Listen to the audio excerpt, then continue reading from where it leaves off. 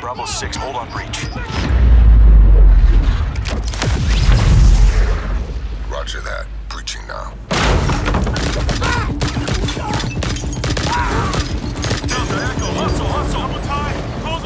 Hey everybody, Mike here for another episode of Mike's Reviews, and today we'll be diving into the recently released Bloodshot, which I'm guessing a lot of you haven't actually had a chance to see because the whole country's pretty much on lockdown, and this came out right as that was going into effect in most places. So kind of an unfortunate time for this movie to come out, but you know, this wasn't something that anyone could really foresee months ago, so it is what it is. I was lucky enough to get into the theater just before all the theaters closed down here in LA, so I may have been one of the last handful of people to see it, because in my theater I saw it in IMAX and laser and all that kind of fancy stuff, and there's maybe 15-20 people in the theater. It was pretty much empty, so everyone was hunkering down already. So the reason I saw it is because I'm a pretty big fan of Vin Diesel and I like his movies, and this looked like just a dumb action popcorn kind of film where you go in, you have your drink, your popcorn, you forget about the virus going through the country and doing all that stuff, and you just shut your brain off for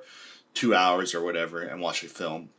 And that's basically exactly what it was. So I have no background on what this is based on. It's based on a graphic novel or a comic or something like that. I didn't know anything about that, so I came into this film completely fresh. And as you can see, I have the IMDb page pulled up right now.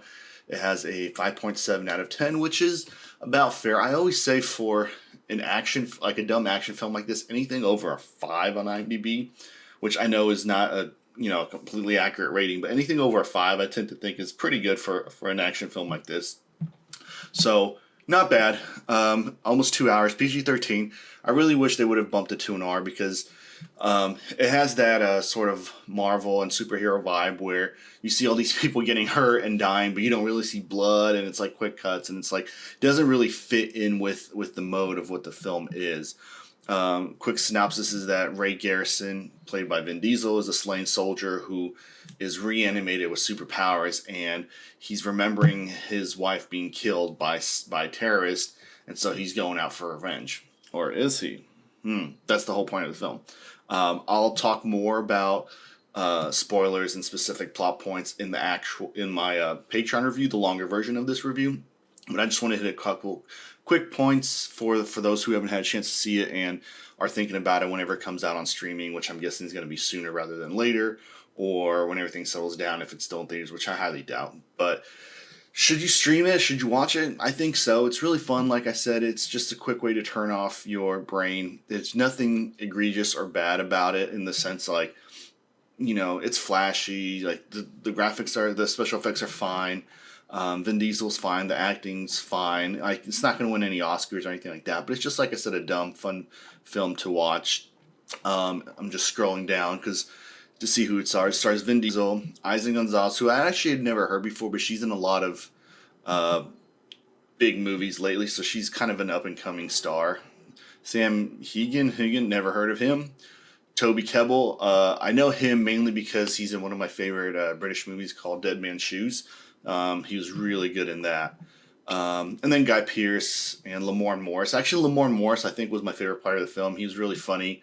I really liked him in New Girl, and he kind of plays almost a similar kind of character. I mean, he's like a genius hacker in this film, but he's the comic relief, definitely. And then Guy Pearce is, the bad guy. I mean, that's not a spoiler. You can probably tell after you first meet him that he's going to be the bad guy of the film. So overall, pretty good. The storyline's right there. You can read it for yourself. It's like I said, dumb, silly, fun movie. Check it out when you have the time. If you want to hear me talk about the specifics a bit more with some spoilers and some more plot details and a little more of my take on the film, check out our Patreon. It's going to be below here, somewhere down there or there or there or whatever. Click that. It'll also be in the links or in the comments. Any support you can give us will help, especially in a time like this where we're all stuck inside and there's not much to do but record content and watch content.